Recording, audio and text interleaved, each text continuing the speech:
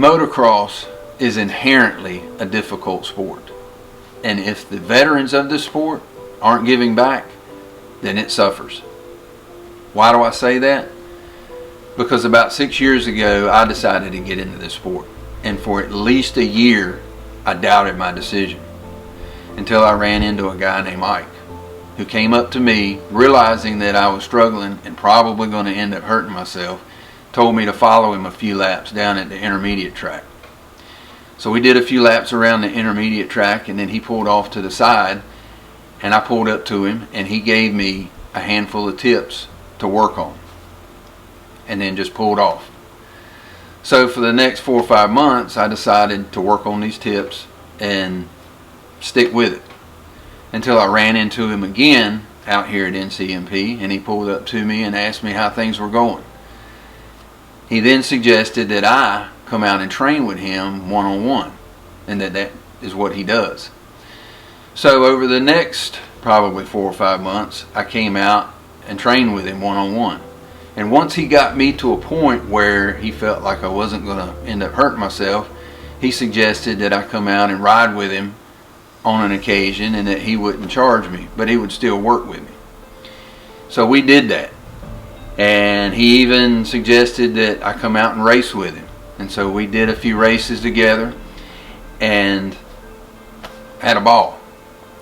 All this has transpired over several years, and here about probably 6 months ago I decided to try and help him out with doing some of these videos, because Ike doesn't really advertise all that much and trains people a lot of times and doesn't even charge them.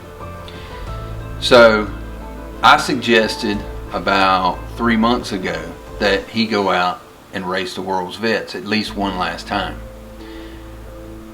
This video is going to start that documentation to the world's vets, and this video is to thank all those that are giving back and helping Ike get to the world's vets. So I personally want to thank Jill and Mark Ches for all that they've done, Alan Mitchell with Mitchell Heating and Air for all that he's done, Russell Stout and Todd Lewis, James Atkins, and a couple of others that have remained anonymous that have helped out up to this point get Ike to World's Vets the weekend of November 2nd and 3rd. Now, from the start of the filming of this video, we have exactly 39 days before we pick up the box truck on October the 25th, get it ready, and start heading out to California. So we have very little time to get all this pulled together and get out there. So at first I was kind of doubting that it would really even happen, but when I saw how people started giving back like this, then I started realizing this actually is going to happen. And so I want to document this whole road leading up to and including getting out to California and Glen Helen to race the world's vets. So thank you for all those that have contributed and given back.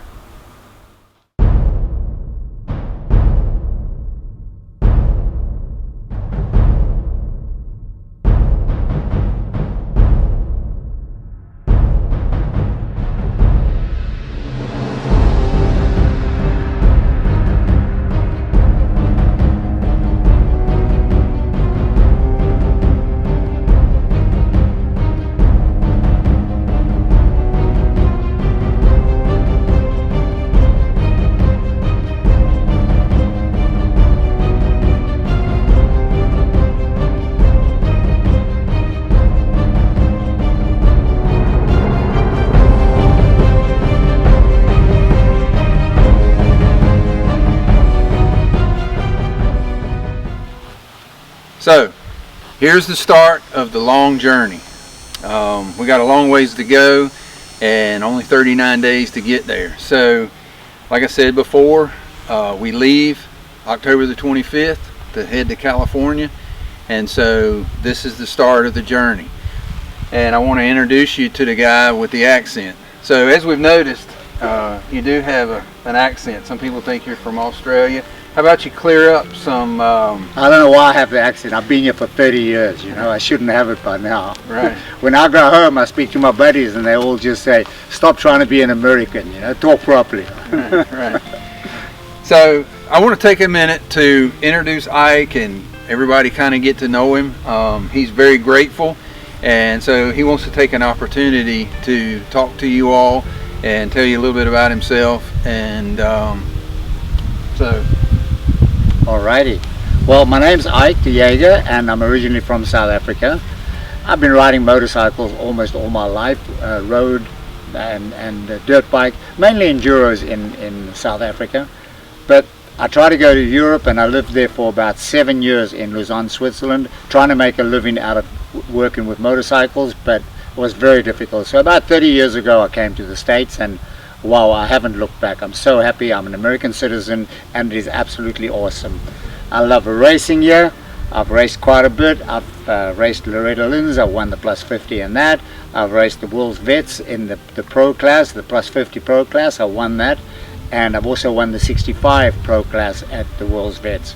So I'm actually looking to be able to do it now. I've just turned 70 and I want to be able to go do it again, just for the East Coast, for us guys, you know, so just to show the older guys that, heck, it's never too late to have a happy childhood, you know. So it was just financially very difficult for me to be able to get there, and the days just kept on going by and I knew I wasn't going to get there. And then somehow, I don't know how David got this into him, but he just came along and he said, hey Ike, you know, we're going to try and look at doing this. And then he started speaking to Mark and Jill, and wow, it's just become incredible right now. So yeah, I want to say to you guys, thank you. I'm extremely grateful. Thank you for helping, and certainly I'm not going to let anybody down. And it is beautiful that we can continue with the sport as a family. Yeah, I mentioned it to Jill. Jill and I talked a little bit about it here actually a little while ago, and I sort of didn't bring it up again, and then she actually a couple of weeks ago, probably 3 weeks ago, said something, and so we tried it. I honestly didn't think anything would happen. In fact, we even discussed, like, if nothing happens, what are our plans, and we were just going to sort of bag it and maybe try next year.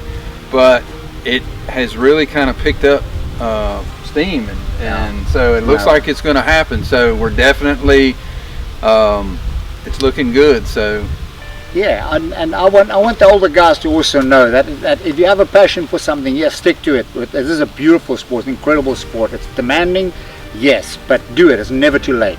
Do it. Very rewarding. Yeah.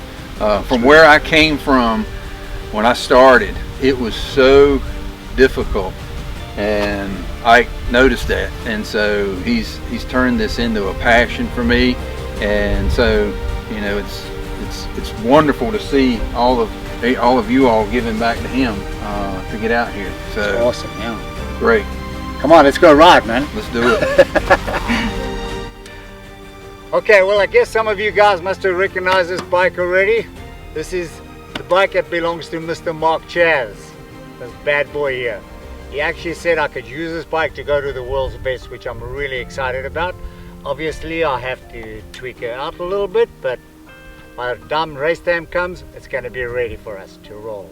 Oh yeah. So, like Ike said, there's a couple of things we got to do. It's actually a lot to do. Set the suspension up, because you're quite a bit lighter and shorter than I think Mark. So, yes. Right.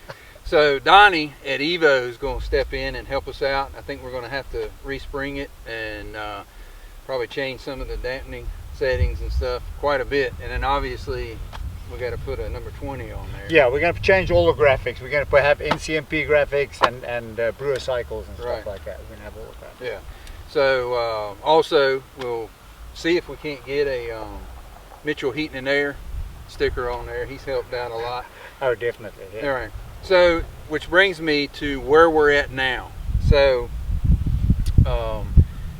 obviously, Mark Chaz has donated his bike to Ike to take out to California and race, and we're going to get it set up for him. They've also donated tires, the track for us to train at, so or at least Ike to come out and train.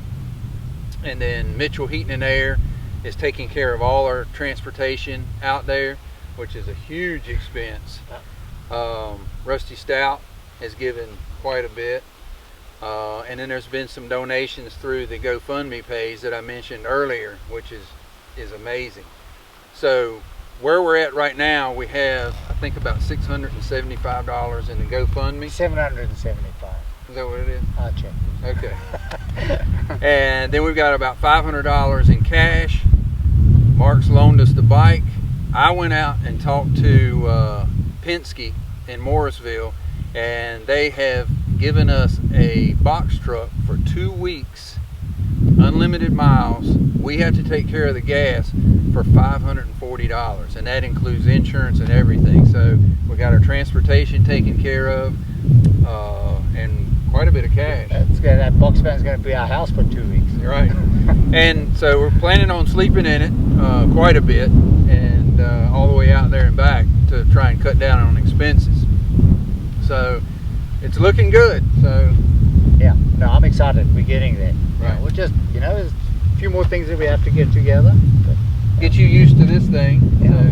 So please, if you guys see this and you like it and you want to help out, thank you. Yeah, all the help we can get, and we're going to keep posting to everybody what we're doing, and that way everything's on the up and up.